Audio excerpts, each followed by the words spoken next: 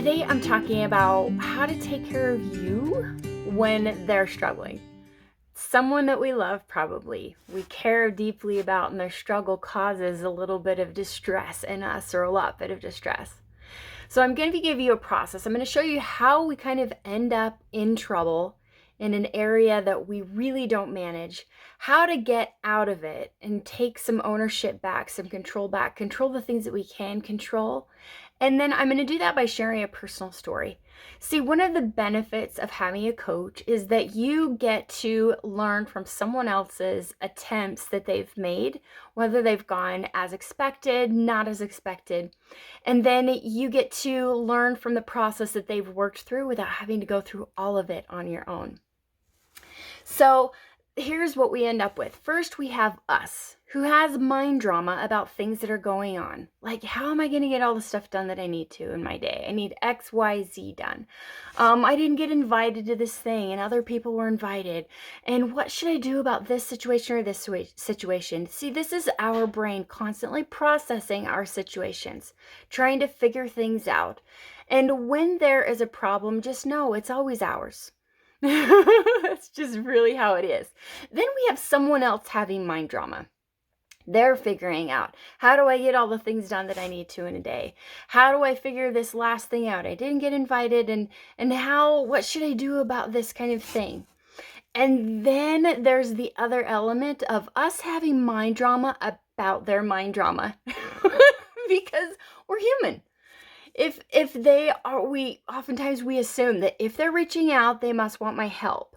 And if I don't, then it means that I don't care. And what if I don't even try to help? What does that mean about me? I should help. I should do something to help someone who's struggling. It's the right kind thing to do, right? But when we start getting here, this is what it's going to feel like. It's going to start to feel very heavy.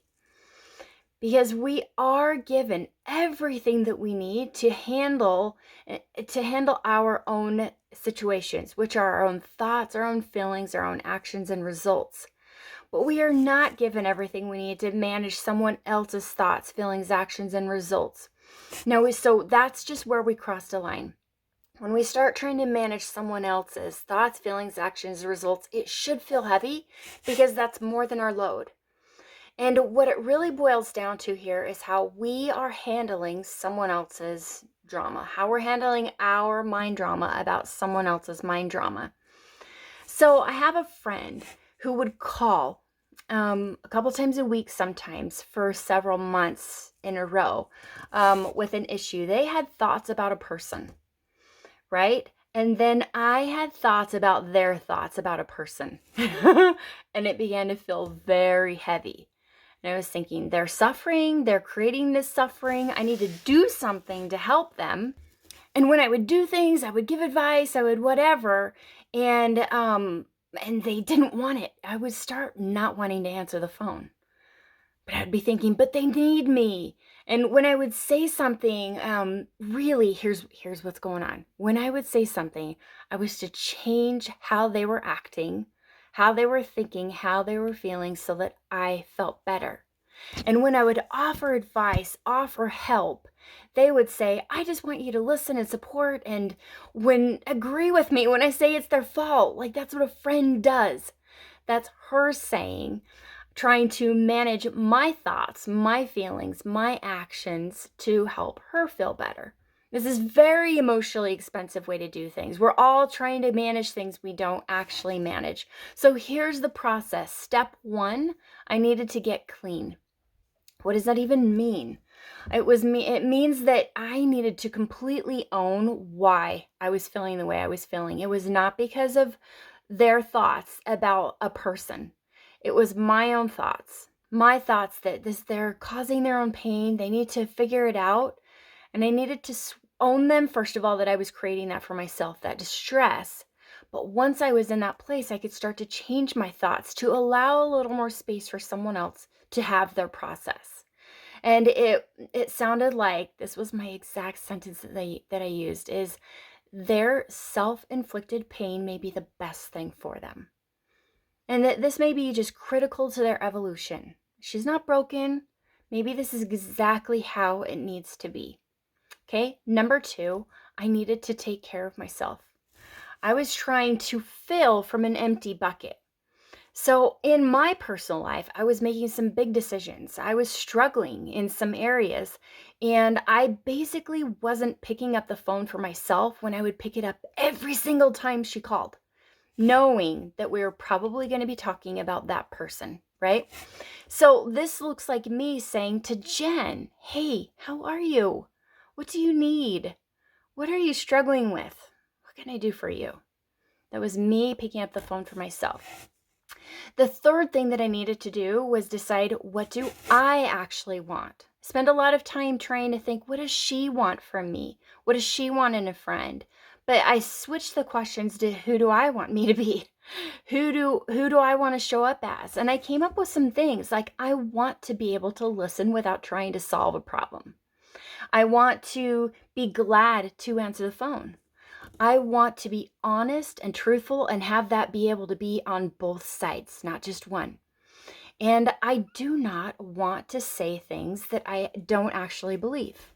So here's the process that I came up with to deal with this when it comes up. So I look forward to having redos, do-overs, and now you get to benefit from my do-over process without having to have done it in the first place if you didn't need to. Okay? The first thing I do is I evaluate if I'm in the space to make space for someone else. That means that they get to have their journey and I just get to be present and listening without trying to problem solve. Number two, I ask my role if I'm trying to figure out if I'm confused or don't understand exactly what they're needing right then. Do you need me to listen, or are we troubleshooting, solving a problem? Number three, I set limits if I need them that day.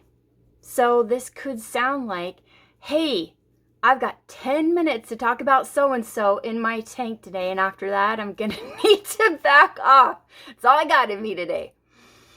And then four, be honest. Like, maybe I actually don't want that role today. And also, like, when that person is saying, I need you to do this and this and this so that I feel supported, what they're doing is they're asking us to play by one of their playbook rules. What they're saying without saying it is, it's easier for me to feel supported when you do A, B, and C. Will you play by my rules and help me do that so I don't have to work quite so hard for myself to feel supported? Because that's really, we're in charge of how we feel. So we're in charge of making sure we feel supported.